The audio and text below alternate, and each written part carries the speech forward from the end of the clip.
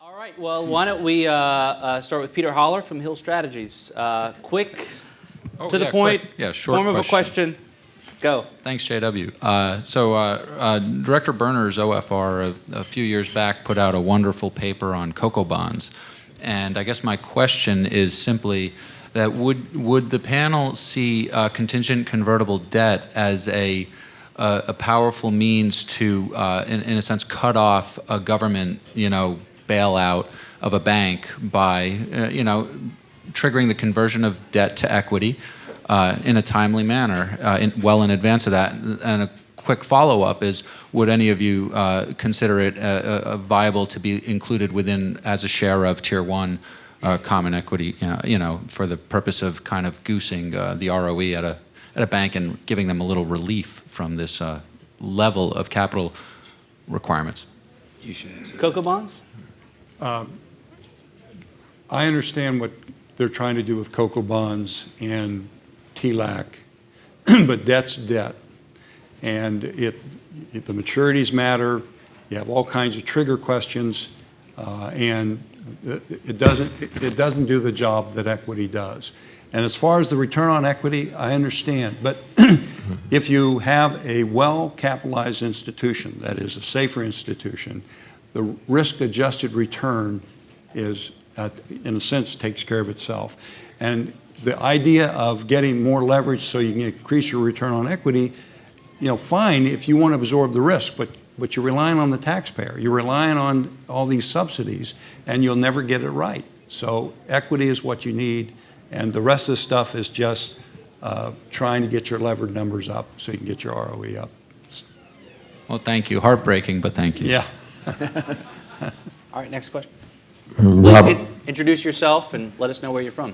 Robert Sheretta with International Investor, and we haven't heard much about the Volcker rule. If there's anything that we see coming back to 2008 levels again, it's the derivatives market. We see still some of these same institutions being tempted into making some bets in these markets again.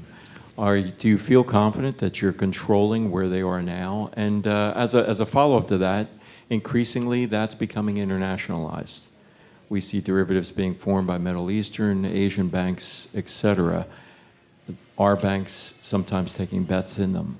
So where do you feel that we are in terms of controlling the derivatives market? Well, the Volcker rule is a long way from being fully implemented. So you've got all these incentives to trade inside the bank, and when you do that, you're going to encourage anything you subsidize, you increase the supply of. So yeah, it's a risk. I think trading activity should not be subsidized by the safety net. It should be outside, and then the market just decides the price, the amount of risk you want to take on, and you move from there. And if foreign banks want to put it out there, and as long as they're not operating in the United States doing that, that's a different issue. But I don't think it should be inside a U.S. bank, subsidized by us.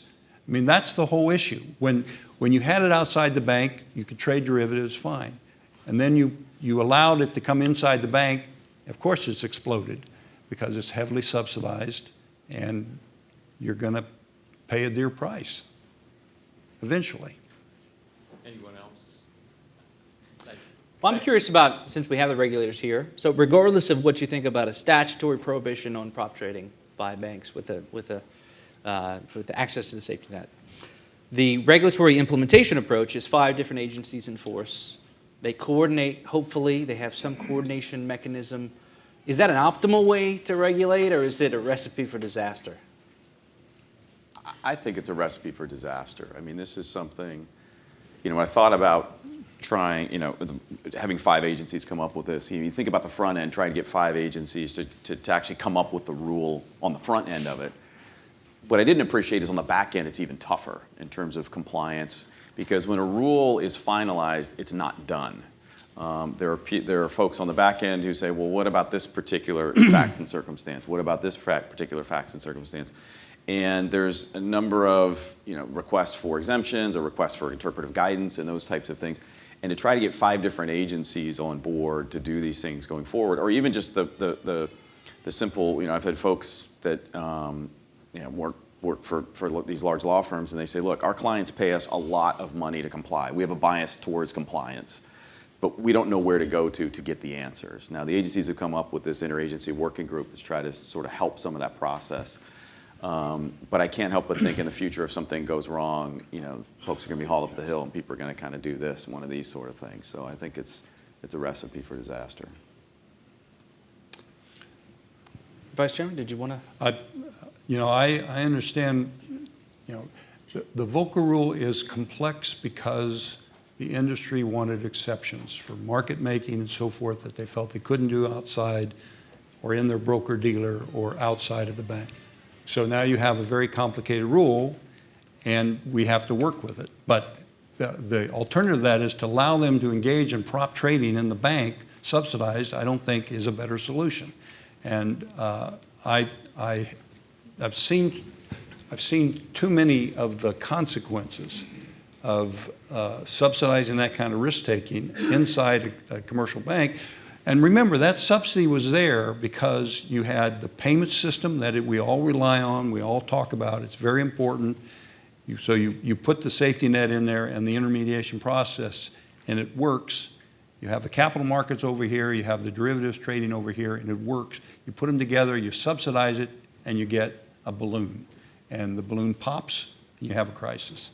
And I'm sorry that it's complicated, but when you want that many exceptions, it's going to be complicated. AEI has the last word. Ed Pinto, co-director of the AEI Housing Center on Risk. Vice Chairman Honig, I appreciated your comment about follow the leverage. Housing was the original cause of the financial crisis. We still have $6 trillion of mortgages backed by the government with no capital. And today, the agencies that are guaranteeing them are doing loans with incredibly high leverage. 59% have down payments, 5% or less, high debt ratios, et cetera. If you're following the leverage, is that something you're following, and how much concern do you see for that? Well, I think there is a significant amount of leverage there, and we ought to be aware of it in terms of what the risks are to the economy.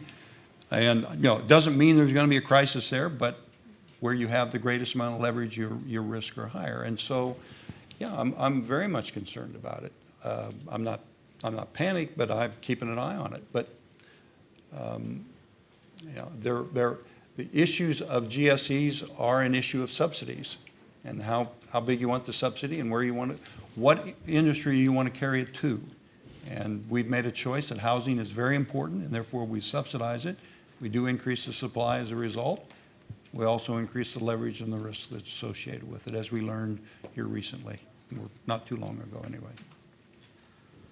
All right, any of our panelists have any final thoughts? Anything you really want to get out there? This has been a terrific discussion. I really want to thank our panelists for joining us. Please, everyone, join us in thanking them. Thank you.